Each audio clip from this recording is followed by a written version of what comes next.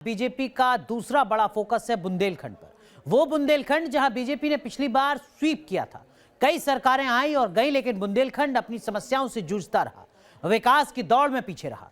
पूर्वांचल के बाद बीजेपी का फोकस बुंदेलखंड के शोकेस पर है। यहां भी बीजेपी विकास और सांस्कृतिक गौरव के कार्ड से पिछला करिश्मा दोहराने के तेवर के साथ है। अगर मोदी जी ऐसे आते रहे तो फिर हमारे लिए तो अच्छा है ना, हमारे शहर का विकास हो रहा।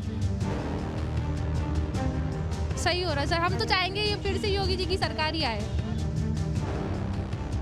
काफ़ी विकास हुआ है, हर जगह रोड है, लाइट है, सब अच्छी तरह काम हो रहा है इसका।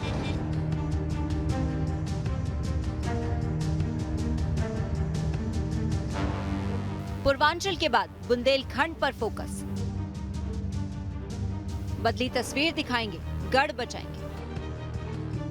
राष्ट्र रक्षा सूत्र से सदेगा बुंदेलखंड। पूर्वांचल का शोकेस अभी खुला है तो बुंदेलखंड का शोकेस भी अब तैयार है। योगी के कर्म योग का एक और रिपोर्ट कार्ड बनकर तैयार है। झांसी में रक्षा समर्पण पर्व की शुरुआत के साथ बुंदेलखंड की जमीन पर बीजेपी ने राष्ट्रवाद की सदी चाल चल दी। रक्षा मंत्री राजनाथ सिंह ने रक्षा समर्पण पर्व की शुरुआत की।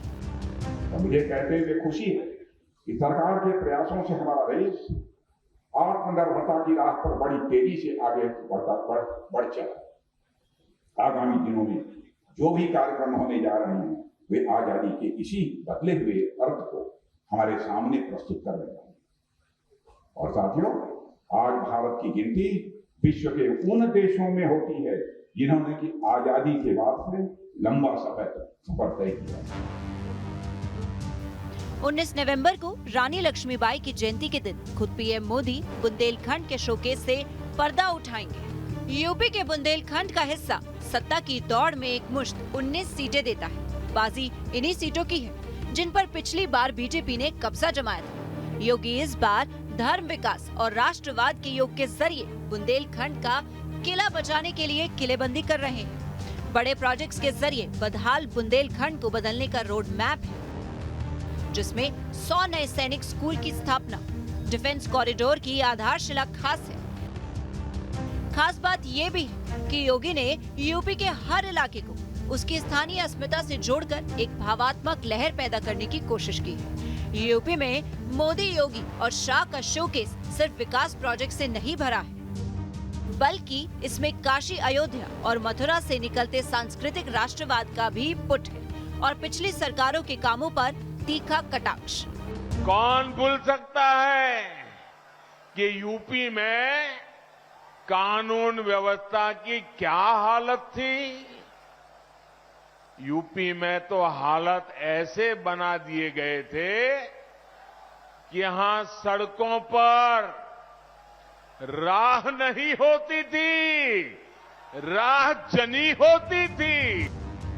सूखा और बदहाल बुंदेलखंड वास्तव में पिछले 4.5 सालों में कितना बदला है, ये तस्वीरें बताती हैं। बुंदेलखंड में मोदी, योगी का दांव सीधा है। रानी लक्ष्मीबाई के शौर्य को याद करते हुए वीरता का गौरव, राष्ट्रवाद का मंत्र देना और क्षेत्रीय पहचान, इसके साथ ही बुंदेलखंड का ढांचागत विकास करना और मेक इन इंडिया मंत्र के तर्ज पर रक्षा के अहम केंद्र में तब्दील करना। और इन सब के साथ ही फोकस बुंदेलखंड के सबसे बड़े संकट, पानी के संकट पर भी रहा, जिससे मुक्ति का वादा था। पानी की देहातों में पानी की समस्या है, यहाँ भी पानी की समस्या सब सॉल्व हो रही हैं। यहाँ रोडें डल गई हैं, ठीक है, और कभी पुट्टी नहीं हुई थी वो हो गई हैं, स्ट्रीट लाइट्स लग गई हैं, ठीक है, और जैसे ओवर ब्रिज जो अपना बना हुआ है उस पर लाइट नहीं लगी थी अभी तक, अब उस पर लाइट लग गई हैं।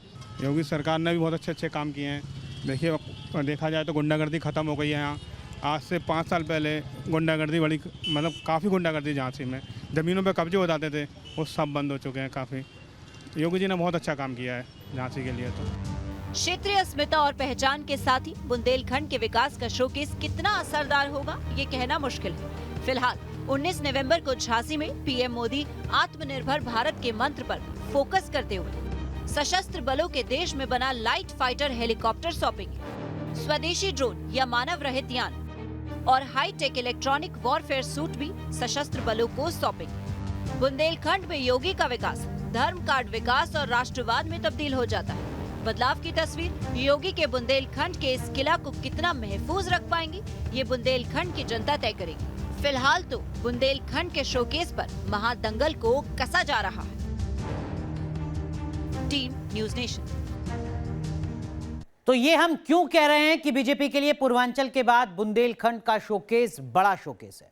दरअसल 2017 में यहां की जनता ने बड़ी उम्मीदों के साथ बीजेपी को पूरी की पूरी सीटें सौंप दी और यही वजह है कि बीजेपी अपने वादों को पूरा होने की तस्वीरों के साथ ताल ठोक कर मैदान में है।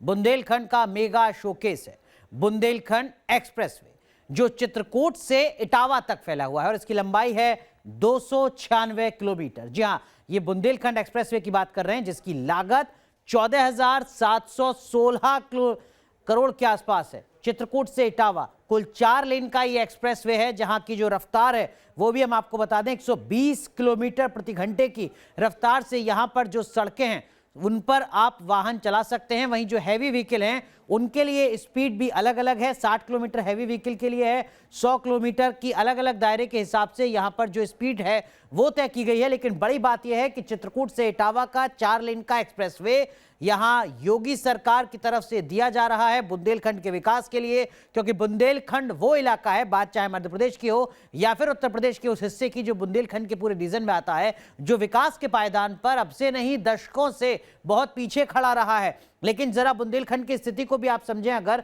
तो यहां आपको अंतर जो है वो अपने आप में नजर आता है। बुंदेलखंड में जो प्रति व्यक्ति आय है, जो एक पैमाना होता है, वो कितनी है, उसमें कितना बड़ा फासला है, वो हम आपको दिखा रहे हैं। देखिए, चित्रकूट जिले की हम बात कर रहे हैं, 29,046 रुपए प्रति व्यक्ति आय 2016-17 की थी, जो बढ़ चुकी है 2018-19 में 39,128 हो चुकी है। लगभग 10,000 रुपए प्रति व्यक्ति आय में इजाफा हुआ है।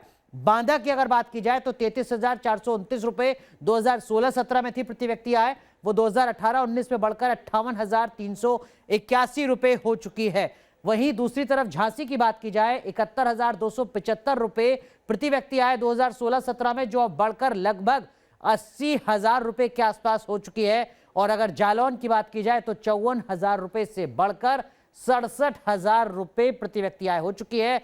हमीरपुर महोबा का जो इलाका है, हमीरपुर जिले की अगर बात करें तो 54,698 रुपए से बढ़कर, देखिए सबसे ज्यादा इजाफा अगर हुआ है तो वो संभवतः हमीरपुर जिले में ही हुआ है प्रति व्यक्ति आंकड़े के हिसाब से। 99,942 लगभग दुगनी आमदनी हो चुकी है। वहीं दूसरी तरफ हमीरपुर से लगे एक और जिले महोबा की बात की जाए तो 78,000 रुपए 2016-17 में प्रति व्यक्ति आए थी, जो अब बढ़कर 2018-19 में लगभग 90,000 हो चुकी है। और ललितपुर झांसी से लगा इलाका है, 54,000 से बढ़कर 64,000 के आसपास प्रति व्यक्ति आय हो चुकी है। ये बुंदेलखंड के जिले हैं, वो जिले जो उत्तर प्रदेश के दायरे में आते हैं, और यहां पर जो प्रति व्यक्ति आय है उसमें एक बड़ा फासला है। खासकर हमीरपुर में दुगनी हो चुकी है प्रति व्यक्ति आय। वहीं दूसरी तरफ अगर बुंदेलखंड में जो टैप वाटर सप्लाई है, यानी आपके घर पर टंकी से पानी पहुंच रहा है, बुंदेलखंड में पानी का संकट एक बड़ा संकट रहा है दशकों तक, वो हालात किस तरीके से बदले हैं वो भी हम आपको बता रहे हैं। जो बूंद बूंद के लिए तरसता है बुंदेलखंड, वहां पर अब चित्रकूट, बांदा, झांसी, जालौन, हमीरपुर, महोबा, ललितपुर, ये अलग अलग तमाम जिलों की 7 जिलों की तस्वीर आपके सामने, जहां पर कितने घरों में, कितने परिवारों में जो पानी है वो अब टंकी का पानी पहुंच रहा है बुंदेलखंड में, वो इस आंकड़े की तस्दीक कर रहा है। और यह आंकड़ा कुल मिलाकर बुंदेलखंड के इन 7 जिलों में पहुंचता है 1,77,161। यहां पर भी अगर आप देखें तो ललितपुर पहले नंबर पर है, जहां पर सबसे ज्यादा घरों में टंकी से पानी पहुंच रहा है। दूसरे नंबर पर दूसरा एक जिला है। वहीं बुंदेलखंड में 2012 का जो गणित है, 2017 के विधानसभा चुनाव का गणित भी आपको बताएंगे, लेकिन उससे पहले 2012 का जो गणित है वो हम आपको दिखा रहे हैं। बीएसपी की अगर बात की जाए तो 26% के आसपास वोट मिले थे बीएसपी को और सीट मिली थी 7।